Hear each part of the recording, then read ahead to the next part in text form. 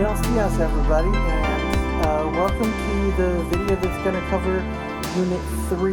Now, in this video, we're talking primarily about deductive argumentation, and so I'm going to be going over some of the main elements that go into deductive reasoning. So, for the time being, just sit back, relax, and enjoy this strange visual experiment that I'm trying to cook up for you, alright?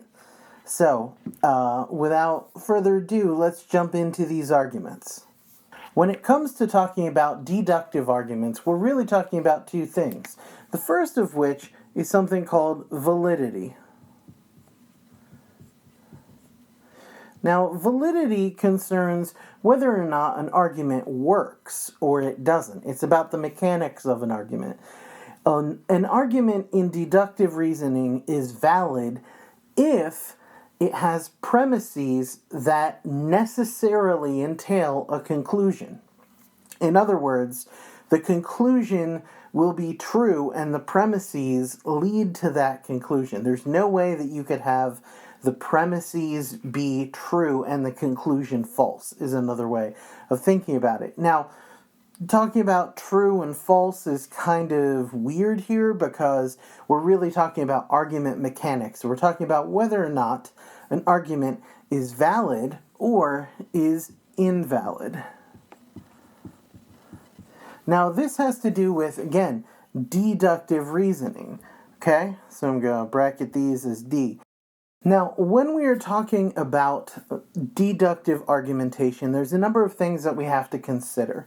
We have to consider the relationship between the premises and the conclusion, and we have to consider whether or not the conclusion and its premises are true.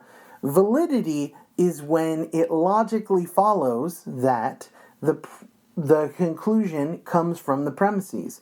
But when we are thinking about whether or not an argument is true, we would say that it might be sound. An argument is sound if it has all true premises and it's also valid. So sound is about whether or not the argument is, first of all, valid, that is, it works.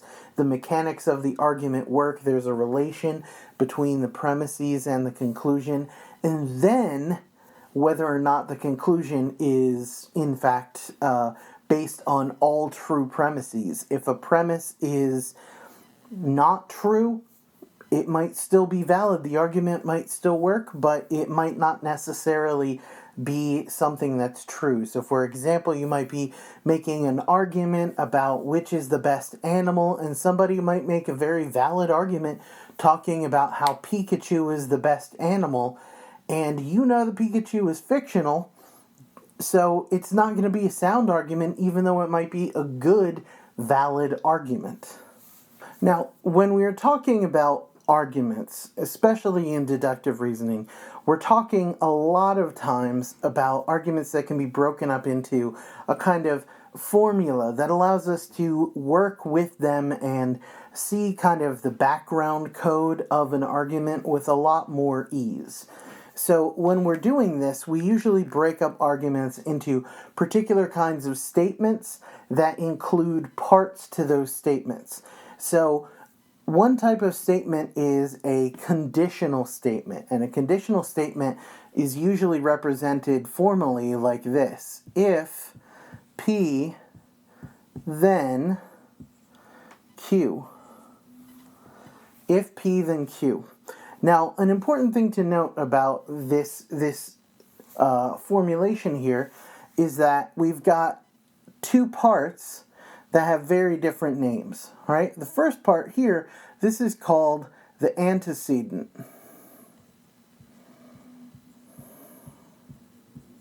And this antecedent is sort of the basis of this statement. And this antecedent eventually will lead to what is known as a consequent. Now, arguments that use this formulation end up falling into some pretty regular patterns. And these pretty regular patterns end up being the sort of thing where we can represent them fairly regularly, and they even have specific names. So one of the most famous of these is called modus ponens, and modus ponens is represented in the following way.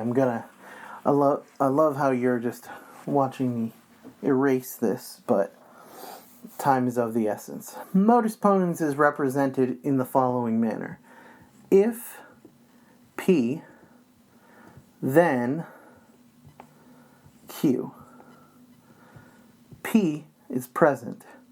Therefore, and I usually represent therefore using these three dots. So it's just shorthand.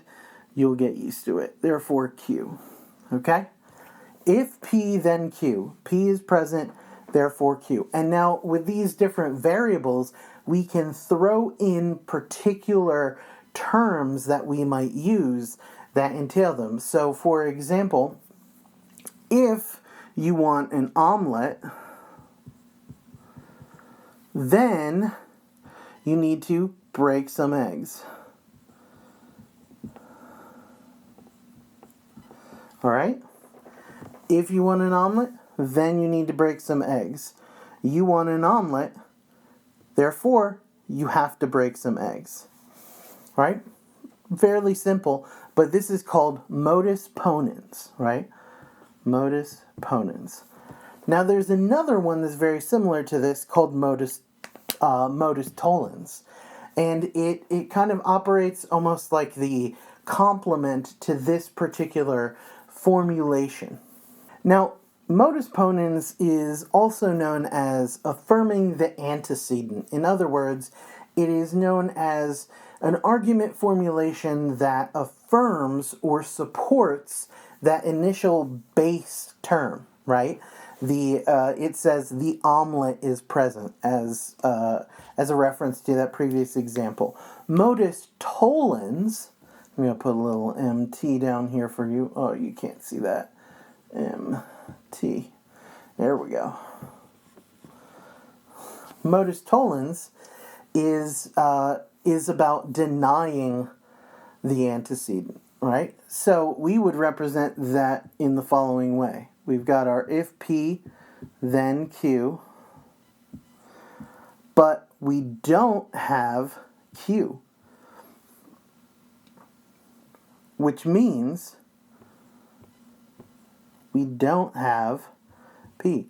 Now this little doohickey right here in logic, in standard sort of English language, we would refer to this as a tilde, and in logical syntax, we call this a tilde as well, and we use it to represent the word not, right? So it would look like not Q, therefore not P. So if we, for example, use our earlier argument, right? If you want to make an omelet, then you need to break some eggs.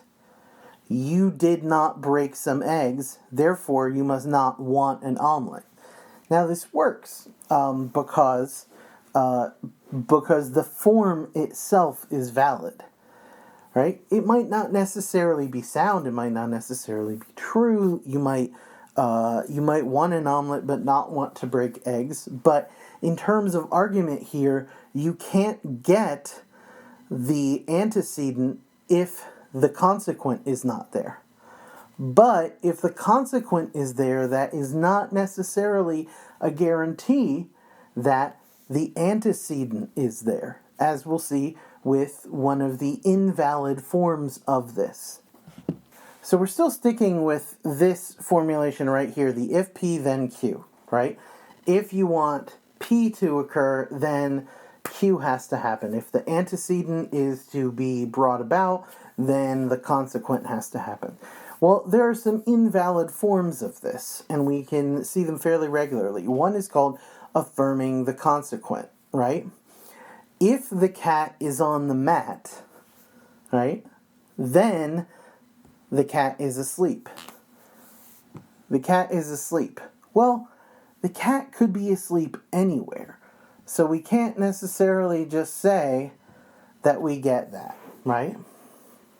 we can't necessarily say if P then Q, Q therefore P, right? So this is the invalid form of like a modus ponens, where we would have a consequent, and we're trying to infer an antecedent there, but it's just not going to get us the information we want. Another way of putting this would be, if you're eating a cheesesteak, then, or if you're in Philadelphia, then you're going to eat a cheesesteak. You are eating a cheesesteak. Well, there are a lot of knockoff places all over the place, and you can eat a cheesesteak pretty much anywhere. It's not going to be a Philly cheesesteak, and it's not necessarily going to guarantee that you're in the great city of Philadelphia. But it is going to guarantee that you have an invalid argument. The other form of this that is invalid is called denying the antecedent. And so that would be something that would look very basic. It would look like this. Right? If P then Q, not P, therefore not Q. And it seems to operate fairly standard, but it doesn't work. And here's why. Because the relation between these two is not one where if you don't have this, then you clearly don't have the effect. Now, I know that sounds counterintuitive, but follow me with this example. If you are asleep, then you are in your room. You are not asleep. Therefore, you are not in your room. That doesn't make any sense. You could be in your room and not be asleep, right? So this whole idea that if you deny the antecedent, you therefore deny and have proof that you can deny the consequent, doesn't really hold water. It's invalid. The next logical form that we can use is, and valid form that we can use, is called the hypothetical syllogism. And it basically functions in this way. We've got our old friends, if P, then Q. But we add a new friend. We go, if Q, then R. You could add any letter here. Therefore, if P, then R. The key here with the hypothetical syllogism is that each one of these statements is conditional. If this term occurs, then what follows is the Q. If the Q is there, then that entails that R is going to follow next. Therefore, if P, then R. Another way of putting it might be this: if you see a green light, then the next light will be a yellow light. If you see a yellow light, then the next light you see will be a red light. Therefore, if you see a green light, eventually you will see a red light. It kind of follows along this causal strand, and this is the way that you would represent it. The final form that we're going to talk about here is the disjunctive syllogism. And the disjunctive syllogism is based on disjunctive statements. Disjunctive statements are either or statements. So a disjunctive statement would be either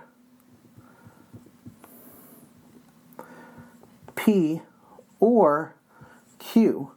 Now one thing to note is that or is best represented in logic by this V.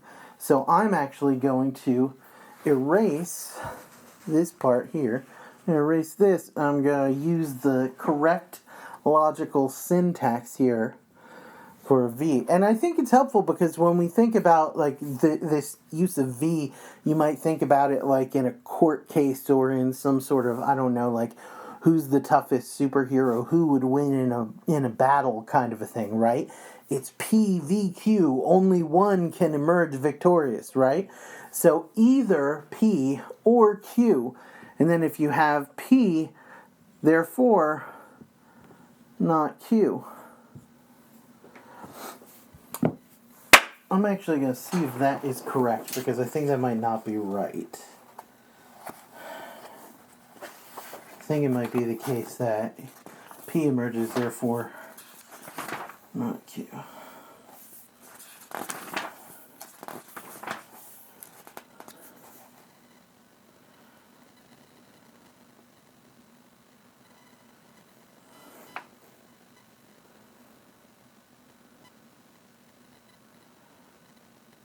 Okay, yeah, I need to redo that one.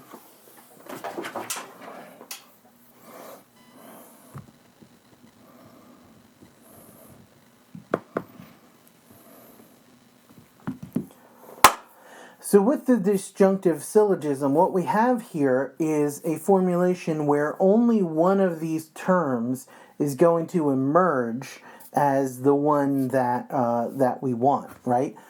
Either you go to the store or you sit at home and are hungry.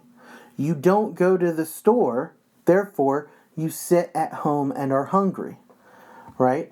Or you could spin it around and you could say, you do go to the store, therefore you are not hungry, right?